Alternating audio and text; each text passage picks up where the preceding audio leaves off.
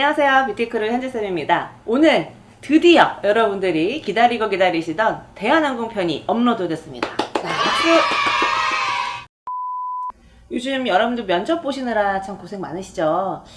사실 여러분들 그 면접 보시기 전에 각각의 그런 여대에서 채용 설명회를 해요. 그런 채용 설명회에 가시면 면접관님들 실제로 만나뵐 수 있거든요. 그때 살짝 만나서 질문 가볍게 한번 해보세요. 그러면 굉장히 친절하게 대답을 해주시더라고요. 자, 그래서 오늘 제가 면접관님을 만나보고 온 이야기를 한번 해드리려고 합니다. 자, 합격하기 위해서 우리가 열심히 좀 준비를 하잖아요. 그런데 우리가 서류 합격, 실무 합격이 목표가 아니라 최종 합격을 하기 위해서 여러분들이 좀 열심히 준비를 하셔야 되는데요. 자, 그렇다면 첫 번째, 면접의 당락은 언제 좌우될까요? 바로 현장에서 결정된다고 합니다. 여러분들 입장하고 그리고 나가는 순간까지 그 시간 동안의 합격이 당락이 결정이 돼요. 그래서 면접 보는 그 시간만큼은 정말 잘 하셔야 되는데요. 1차 때부터 3차 때까지 보는 기준 딱 한 가지가 있다고 합니다. 바로 세련미입니다. 자, 그렇다면 면접관님들께서 말씀하시는 그 세련미의 기준은 무엇일까요? 우리가 뭐 화려한 액세서리를 하고 화려한 옷을 입고 가는 게 세련돼 보이는 게 아니라 세련되지 않은 모든 것들을 제거하시면 세련돼질 수 있다고 합니다. 자, 예를 들어서 면접장을 들어가는데 워킹이 이상해요. 뭐 예를 들어 뭐 걷는데 원숭이처럼 걷거나 아니면 어깨가 삐뚤어서 이렇게 서 있다거나 아니면 공수 자세가 막 남자처럼 여기 힘줄이 막 올라와서 이렇게 꽉 잡고 있는다거나 이런 것들 있죠. 이런 것들이 세련되지 못한 부분들에 해당이 되기 때문에 우리가 왜 그룹 스터디 많이 하시잖아요. 그런 스터디 할 때 우리가 서로 위안이 돼주고 힘이 돼주는 건 너무나 좋은데 객관적인 피드백을 통해서 그런 세련되지 못한 부분들을 다 하나둘씩 제거해 주시면 정말 좋을 것 같습니다. 실제로 한 21일 정도 훈련을 하면요, 여러분들의 습관들을 다 고칠 수가 있대요. 그래서 매일매일 21일을 한다거나 아니면 좀 이렇게 건너뛰더라도 적어도 20번 이상은 여러분들이 훈련을 하시고 면접장에 들어가셔야지만 좋은 결과를 얻을 수가 있습니다. 두 번째, 여러분들이 가장 궁금해하실 합격하려면 어떻게 해야 되는지 말씀드리도록 하겠습니다. 실제로 이거는 어디서도 들을 수 없는 이야기예요. 그리고 저희만 뷰티크루에서만 단독으로 알아낸 그런 정보이기 때문에 잘 듣고 여러분들 열심히 준비하셨으면 좋겠어요. 자, 실제 우리가 합격하려면 어떻게 해야 되는지 말씀드리도록 하겠습니다. 바로 자기 분석을 하셔야 합니다. 일단 내가 어떤 사람인지 그리고 내가 어떤 인생을 살아왔는지에 대해서 여러분들이 명확히 정리를 해볼 필요성이 있어요. 실제 면접관님들께서 질문하는 많은 내용들이 여러분들의 인생에 대한 질문들이 굉장히 많거든요. 근데 보세요. 면접 준비한다고 면접 기출문제를 뽑아서 그걸로 그냥 답변만 연구하면 전혀 임팩트 있는 답변이 될 수가 없습니다. 그렇기 때문에 여러분들이 일단은 어떻게 살아왔는지에 대해서 면밀히 분석을 하고 오라고 하시더라고요. 실제로 인사팀 직원분들과 또는 객실 승무원을 담당하시는 분들만 수십여 명이 되잖아요. 자, 여러분들의 자기소개 같은 경우에도요, 면접관님들께서 직접 다 하나하나 읽어보신다고 하더라고요. 그렇기 때문에 진짜 잘 쓰셔야 됩니다. 거기에 오타, 예를 들어서 대한항공인데, 저번 우리 아시아나 편에도 말씀드렸지만, 대한항공인데, 아름다운 사람들이 되겠다. 또는 스타 얼라이언스의 일원이 되겠다. 이렇게 쓰시면 안 되겠죠. 그런 부분들이 굉장히 마이너스가 많이 된다고 합니다. 그리고 여러분들 이거는 SNS에 대한 이야기인데요. 실제로 여러분들 지원을 하시잖아요. 그러면 백그라운드 체크하는 경우도 있대요.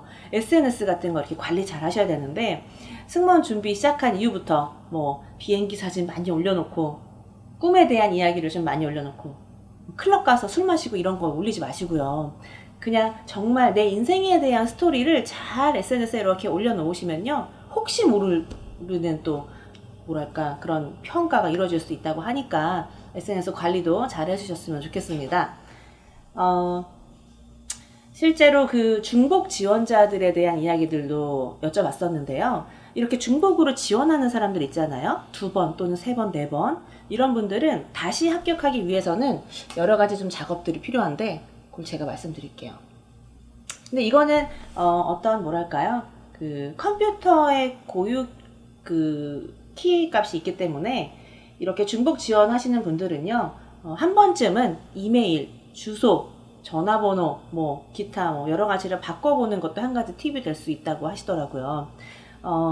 물론 안 되는 경우도 있죠. 하지만 이렇게 바꿈으로 인해서 운이 좋게도 서류 합격하는 경우도 있으니까 한번 한 4번, 5번 지원하시는 분들은 이렇게 다시 한번 정비해서 지원하셨으면 좋겠어요.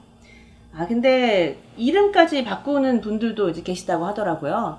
근데 그 면접관님께서 하신 말씀이 이름까지 바꾸면서 굳이 이렇게 지원을 해야 되냐 이러셨는데, 좀 우리 마음이 또 어때요? 어떻게든 합격하려고 수단과 방법을 가리지 않잖아요.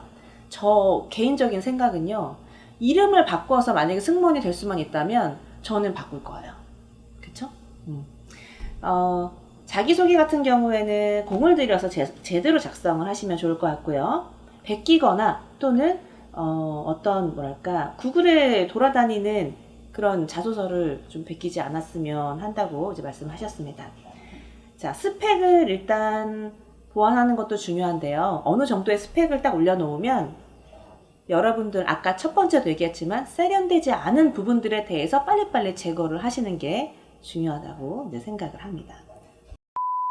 이거는 그냥 여러분들이 여담으로 들으시면 되는데요. 실제로 그 면접관님들이 계시잖아요.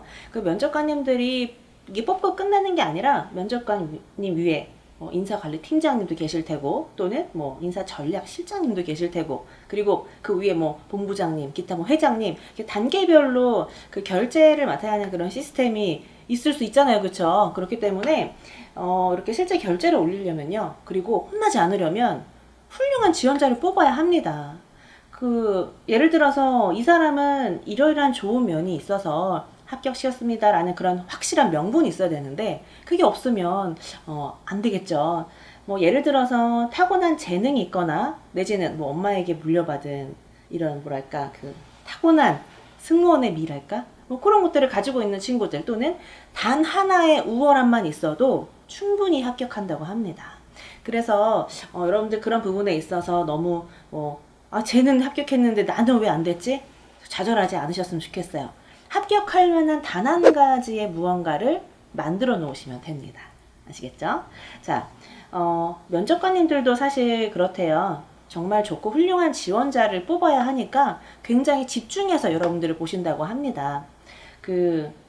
인사팀 분들의 역할은 사실 이상적인 인재를 뽑는 것도 중요하지만, 회사에 입사했을 때 문제를 일으키지 않을 만한 그런 사람들을 뽑기 위해서 노력한다고 합니다. 예를 들어 여러분들 면접 보고 계신데 약간 저 사람은 문제를 일으킬 것 같아 라는 그런 이미지를 준다면 탈락할 수 있으니까, 그것 또한 세련미에 부합하지 못하는 부분이라고 생각하실 수가 있어요.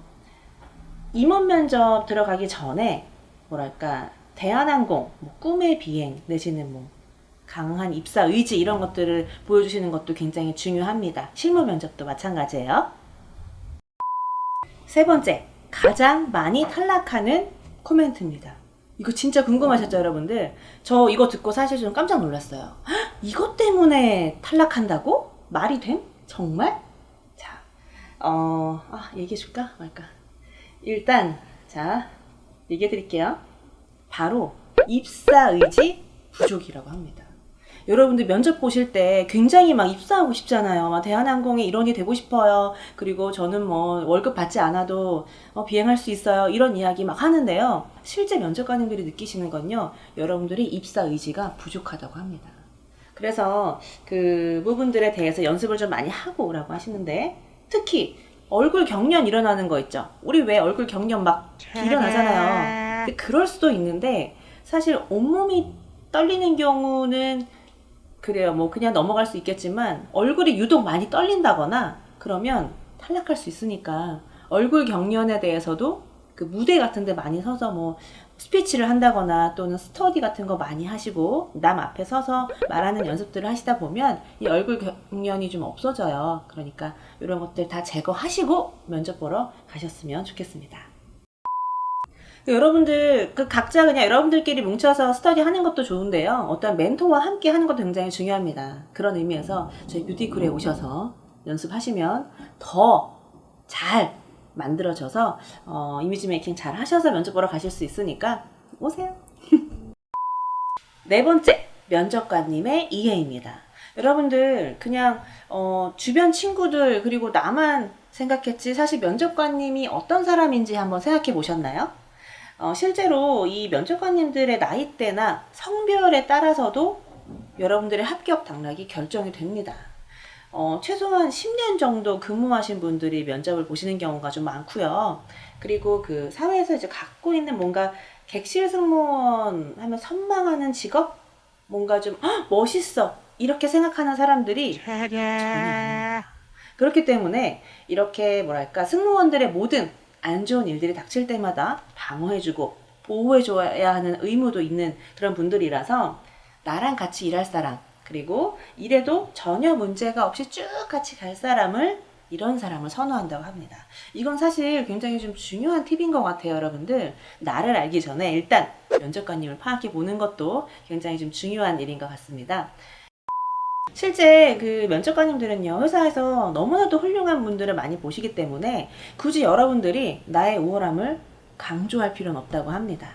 약간의 그런 겸손한 자세로 면접을 보시는 게 중요한데요.